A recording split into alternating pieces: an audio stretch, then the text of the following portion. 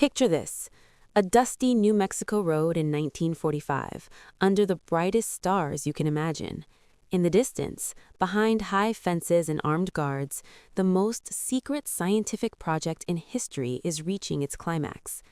Inside a cluster of wooden buildings on a mesa, some of the smartest physicists on Earth are calculating the power of the sun, trying to squeeze it into a steel shell the size of a car. They are Americans, Britons, European refugees. They work under the leadership of J. Robert Oppenheimer. They have code names for everything. They call the place Los Alamos. They call their goal the gadget. Among them is a quiet, bespectacled German-born physicist with a shy manner and a heavy accent. He works hard, says little, and impresses his colleagues with sharp theoretical insights. Many of them consider him a friend. His name is Klaus Fuchs. He is exactly who he says he is. And also, he is not. Because at night, when the calculations are done and the desert goes black, Klaus Fuchs walks out under the stars with a different set of thoughts. In his head, he carries more than equations. He carries questions. What happens if only one side has this weapon? What happens if the world's first nuclear monopoly belongs to the United States and Britain, and not to the Soviet Union, the country he believes is the strongest enemy of fascism? What happens to the balance of power? On those walks, he makes a decision that will redraw the map of the Cold War. He will help build the bomb in Los Alamos, and he will help build it in Moscow at the same time. To understand how a man like that ends up in a place like this, we have to go back to Germany in the 1930s. Klaus Emil Julius Fuchs is born in Rüsselsheim, Germany in 1911. His father is a Lutheran pastor and Christian socialist, fiercely anti-militarist. The Fuchs household is not a place where Kaiser-era patriotism is celebrated. It is a place where you are taught to question authority when it becomes unjust. As a young man, Klaus studies mathematics and physics. He is studious, serious, not particularly flashy. Politically, he gravitates toward the left, first the Social Democrats, then the Communists. He watches the fragile Weimar Republic wobble under pressure from extremists on both sides. Then, in 1933, Hitler comes to power. The brown shirts march, political opponents are beaten in the streets, parliament burns, people disappear. Klaus Fuchs does not stand on the sidelines. He becomes politically active, speaking and organizing against Nazism at his university. For that, he is beaten badly by Nazi thugs and expelled from the University of Kiel. His family's home was vandalized. The message is clear: stay, and you will be crushed. He leaves. First Paris, then Britain. He arrives in the United Kingdom in 1933 as a refugee, one of many German intellectuals fleeing Hitler. He is taken in by a country that, only 20 years before, was Germany's enemy in the First World War. British universities, sensing an opportunity to gain talent and make a moral statement, open their doors. Klaus resumes his studies at the University of Bristol, then at Edinburgh. He works under Neville Mott and Max Born, both towering figures in physics. In lecture halls and labs, he proves himself quickly.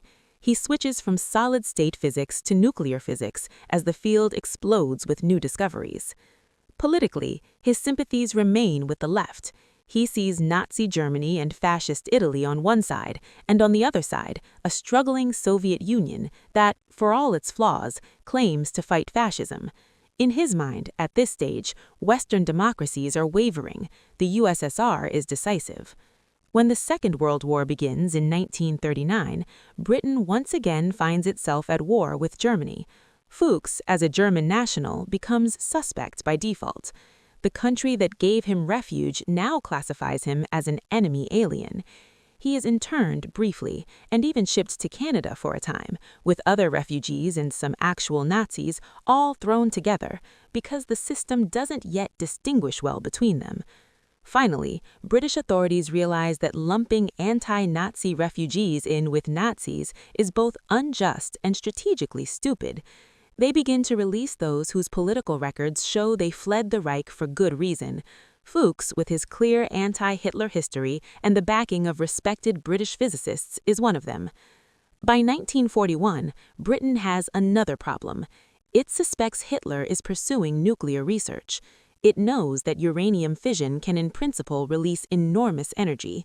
It has launched its own secret program, codenamed Tube Alloys, to explore whether a bomb is possible. It needs talent. So the same state that recently locked Klaus Fuchs up in an internment camp now runs a background check, then grants him security clearance to work on its most sensitive scientific project. He becomes a British citizen in all but passport. He is grateful. He is also, in his own mind, still a committed communist and still sees the Soviet Union as a crucial ally against Nazi Germany. In 1942, while working on tube alloys, he is approached by a different employer, an officer of Soviet military intelligence, the GRU. They know who he is. They know his politics. They know where he works. They see an opportunity. The pitch is simple. The Soviet Union, they tell him, is bearing the main weight of the war against Hitler. It is losing millions. Britain and America are fighting, yes, but their lands are not occupied, their cities not surrounded, their casualties not on the same scale. And yet, these two powers are building a weapon that could change everything. What happens if they keep it to themselves? What happens if after the war, they decide to use it to threaten the USSR? Do you want that? Or do you want to help level the playing field? For a man whose father preached conscience and has seen fascism firsthand, the argument is powerful. Fuchs convinces himself that what he is about to do is not treason, but a higher loyalty, a loyalty to a vision of justice and balance. He agrees. He is given a code name, Rest. His contact in Britain is Ursula Kuczynski, codename Sonia, a woman who lives in a quiet English village with her husband and children, bicycles around the countryside, and occasionally goes out into the fields with a shortwave radio hidden in a backpack to talk to Moscow. In these same English fields, miles from any battlefield, Fuchs begins his second job. He meets Ursula at prearranged rural spots near Banbury. To a passerby, they look like a couple taking a walk. In reality, they are standing at the edge of a hedge at dusk, and he is handing over data on British nuclear research, calculations, project overviews, details of how their team is thinking about uranium and plutonium. Those papers cross another border, this time in encrypted radio messages and diplomatic pouches, heading east. In 1943, as the war grows more intense, Britain and the United States decide to pool their nuclear efforts. Tube Alloys is folded into the Manhattan Project. A delegation of British and Canadian scientists, including Fuchs, is sent across the Atlantic to help. He is vetted again. He passes again. He travels to New York, then to remote New Mexico, Los Alamos. To get there, you drive up a narrow road onto a high plateau. The wartime facility is a collection of makeshift buildings, labs, dormitories, machine shops. Everything is fenced, guarded, and classified. But behind those fences, the culture is surprisingly informal. Physicists discuss ideas over lunch. People move among different groups. There is secrecy, but also collaboration. Klaus Fuchs is assigned to the theoretical division under Hans Bethe. He works with future Nobel laureates. He calculates critical masses, neutron trumps, implosion dynamics. He sits in meetings where the biggest questions in bomb design are asked, argued, and answered. He now has access to the crown jewels. The design of the plutonium implosion bomb, the one they'll test at Trinity and drop on Nagasaki.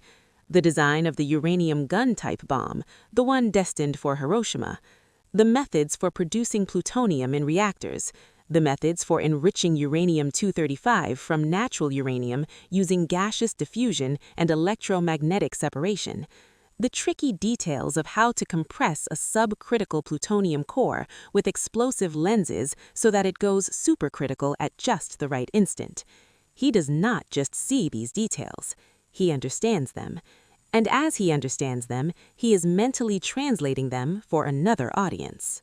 His Soviet handlers switch him to a U.S. courier, a chemist named Harry Gold who lives in Philadelphia. Gold is already part of other Soviet networks, carrying stolen industrial information. Now he becomes the link between Los Alamos and Moscow via New York. The meetings are mundane in setting, extraordinary in content. In hotel rooms, city streets, parks, Fuchs passes Gold summaries, sketches, and verbal explanations of the design of the world's first nuclear weapons. Sometimes the material is written down, sometimes it is memorized and recited.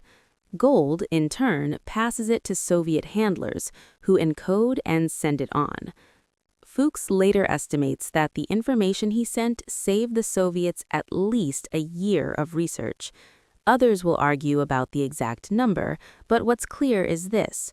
When the Soviets test their first bomb in 1949, its design, the RDS-1, looks remarkably similar to the Fat Man implosion device the U.S. used in 1945. That is not a coincidence. Back in Los Alamos, the war in Europe ends. Then the war in the Pacific ends after Hiroshima and Nagasaki. The Manhattan Project wraps up. The gadget has become a weapon.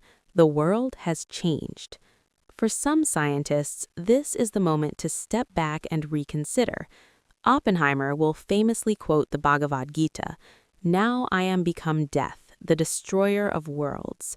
Many will leave weapons work altogether.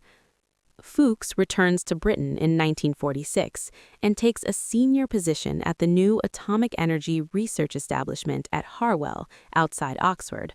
Britain wants its own bomb now and will build it using know-how imported from America and talent like his. He keeps that job, and he keeps his second one. In Harwell, he continues to share information with Soviet intelligence, this time specifically about British attempts to build nuclear weapons and about early ideas in thermonuclear design. He is not a flamboyant double agent. He does not drive fancy cars or hang out in smoky bars. He works. He goes home. He lives like a typical British civil servant. But far above his quiet daily routine, something else is happening that he cannot see. American codebreakers in a unit called Venona have begun decrypting intercepted Soviet communications. These messages, sent years earlier, are in old code systems that Soviet intelligence assumes are unbreakable. They aren't. Slowly, painfully, American cryptanalysts crack parts of the cipher, revealing fragments of reports sent from Soviet agents from inside the Manhattan Project and elsewhere. They see code names, they see details, they begin to match those code names to real people. By 1948, British and American analysts are sure there is a high-level physicist spy, nicknamed Rest or Charles, connected to the atomic program. The profile points strongly at Klaus Fuchs. There is a problem. They cannot take Venona into a public courtroom without tipping off the Soviets that their communications are being read. That would shut down the flow. So they cannot simply wave decoded messages in front of Fuchs and say, "Got you." They need another way. MI5, the British Security Service, begins a quiet, methodical investigation. They interview his colleagues, they check his movements, they reread his file. They find nothing that would hold up in court, yet. In 1949, Fuchs's security clearance is reviewed automatically. The officer assigned to interview him is William Skardon of MI5, a former police inspector with a calm manner and a reputation for patiently wearing people down. At first, the interviews are framed as routine. They talk about Fuchs's past, his politics in Germany, his views on the Soviet Union. Skardon slowly introduces information that shows he knows more than he should. Details only the spy and his Soviet handlers should have known. Fuchs begins to feel the trap closing. By January 1950, the weight of what he has done, the fear of being found out, and Skardon's relentless, almost gentle pressure combine. In their fourth interview on January 24, 1950, Klaus Fuchs does something no one expected a Soviet spy to do. He confesses. He tells Skardon that he has been passing atomic secrets to the Soviets since 1942. He describes meeting Ursula, Sonia, in English fields. He describes meeting Harry Gold in the United States. He outlines what kind of information he gave: implosion design, plutonium production, early H-bomb ideas. 3 days later, he gives a more formal, technical statement to Michael Perrin, a senior official in Britain's Atomic Energy Ministry. He sketches diagrams. He answers questions. He confirms, in his own words, that the Manhattan Project was compromised and that Harwell was too. In a world where spy stories usually end with denial, dramatic arrests, or suicide capsules, this quiet, voluntary confession is a plot twist. Why does he do it? He later says he cannot bear the strain of living 2 lives anymore. He feels isolated. He believes he has already given away everything of real value. He suspects, correctly, that the authorities know enough that denying everything will only prolong the inevitable. Once he confesses, the consequences ripple far beyond Britain. British authorities arrest him and charge him under the Official Secrets Act. At the same time, they share key parts of his confession with the Americans. Among the names he mentions is that of his courier in the U.S., Harry Gold. The FBI tracks down Gold, arrests him in May 1950, and confronts him with details only Fuchs could have provided. Gold, in turn, confesses and gives up another name: David Greenglass, an army machinist who had worked at Los Alamos. Greenglass points toward Julius and Ethel Rosenberg. In a few months, a chain of espionage that began with a quiet theoretical physicist in Britain leads to one of the most famous spy trials in American history.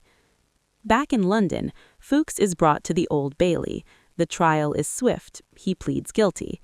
His lawyer argues that he was motivated by anti-Nazi conviction and a desire to prevent any one country from dominating the world with nuclear weapons. The prosecution insists that whatever his motives, he gravely endangered Western security. On March 1, 1950, the judge sentences him to 14 years in prison, the maximum allowed by the law. He is also stripped of his British citizenship. For the British government, it is a moment of deep embarrassment. They had vetted him, cleared him, entrusted him with their top secrets. Now they have to explain why one of their own citizens helped speed up Stalin's bomb. For the United States, it is enraging. They had allowed a foreign scientist into the core of their most sensitive wartime project. They had shared technology with a partner whose security precautions, it now appears, were not up to the task. In Washington, calls grow to limit nuclear cooperation with Britain, to clamp down on security, to root out anyone with suspect politics. The atomic spy becomes a symbol. Fuchs is sent to prison. He serves his time quietly, studying, reflecting. He reportedly expresses regret about betraying the trust of his colleagues, but not about having helped the Soviets. In his mind, he has paid the price for a moral choice he still defends. Under British rules, he is eligible for early release for good behavior. After 9 years, in 1959, he walks out of prison. He has no British passport. He is no longer a British citizen. Where does he go? West Germany is an option, but the post-war Federal Republic is firmly in the Western camp and would likely regard him as a traitor. He chooses the other German state, the German Democratic Republic, East Germany, under Soviet control. When he arrives in East Germany, the welcome is warm. Here, he is not a villain. He is a gifted scientist who helped break the Western nuclear monopoly. He is given a position at the Central Institute for Nuclear Research in Rossendorf, near Dresden. He works on reactor physics and other nuclear problems. Over time, he rises to deputy director. He becomes a member of the East German Academy of Sciences. He joins the Socialist Unity Party's Central Committee. In other words, the man Britain imprisoned as a traitor becomes part of the scientific and political elite of another system. From his office in Rossendorf, he looks out on a different kind of state, a state where the Soviet Union is not the adversary, but the patron, a state where technology is subordinate to a single party's control, a state where the press is censored, the borders are guarded, and secret police listen behind walls. He works there until 1979, retires, and dies in 1988, 3 years before the state he served falls apart and Germany reunifies again. So, what did he actually change? Technically, his contributions to Soviet atomic development were enormous. Soviet physicists were not incompetent. Led by Igor Kurchatov, they were already working on fission. They had raw data from open publications. They had their own talented theorists like Yakov Zeldowich. But without the detailed drawings, calculations, and practical experience Fuchs provided, they would have had to feel their way through more trial and error. With his information, they could avoid key mistakes and move faster. In August 1949, when the Soviets detonate their first atomic bomb, American observers are shocked. They had expected it later. They had assumed, implicitly, that only they had the technological and industrial capacity to build such a device so soon. They had assumed a longer nuclear monopoly. The mushroom cloud over Semipalatinsk proved them wrong. The test is not just a demonstration of Soviet scientific capabilities. It is a demonstration of what happens when information, carried by people like Klaus Fuchs, jumps the fence. From that moment on, the nuclear arms race is no longer a one-horse race. It is a contest between two superpowers, each armed with bombs designed in part using the same equations from Los Alamos. There is irony in this. American and British science, enabled by open universities, a vibrant research culture, and advanced industrial technology, develops the bomb first. That same openness, with its trust, its movement of people, its reliance on honesty rather than fear, allows someone like Fuchs to see almost everything. He then carries a portion of that knowledge to a closed, controlled system that could never have developed it as quickly on its own. The Soviet Union, for all its myth of scientific prowess, leans heavily on intelligence from the open West to jumpstart its own superpower status. Later, the story turns again. The same West whose nuclear secrets were stolen builds something the Soviets never matched, a vast, sophisticated intelligence and code-breaking apparatus embodied by projects like Venona, satellites in orbit, and global communication intercepts. Venona is a prime example. In cramped, fluorescent-lit rooms, American cryptanalysts take on telegrams they were never meant to read.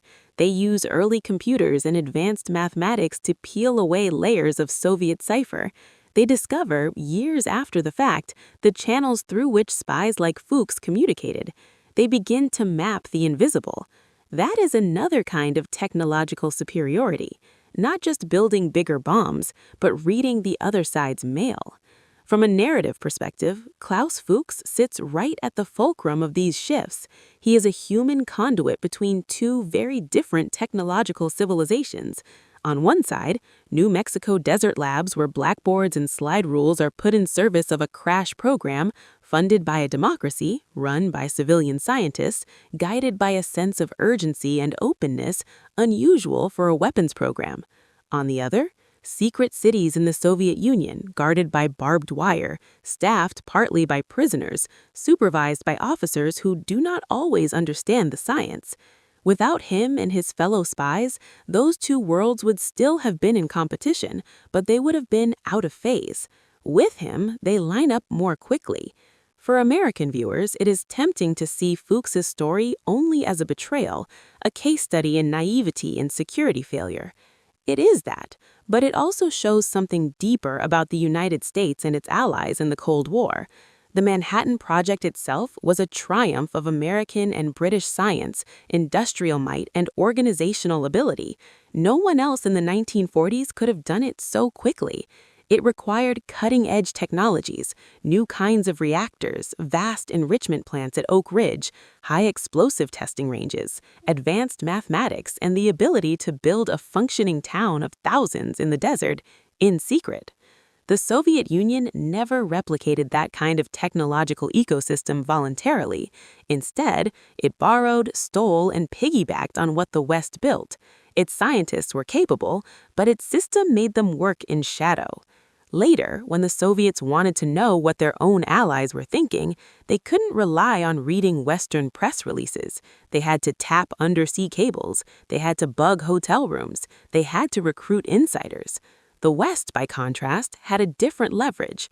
It used its technological edge, cryptanalysis, surveillance satellites, early warning radar networks, global communication systems, listening posts. In the early years, someone like Fuchs gave the Soviets a chance to catch up in one area, the physics of bombs. In the longer run, what allowed the West to stay ahead was not just better weapons, but better information, the ability to understand an adversary's capabilities and intentions.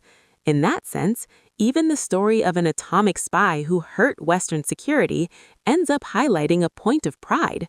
The side that built the bomb first did it by marshaling open science and free minds, not by threatening them. The side that had to steal to remain competitive reveals its weakness in the very act of espionage. Klaus Fuchs's life is not a morality play with easy heroes and villains. It's more complicated than that.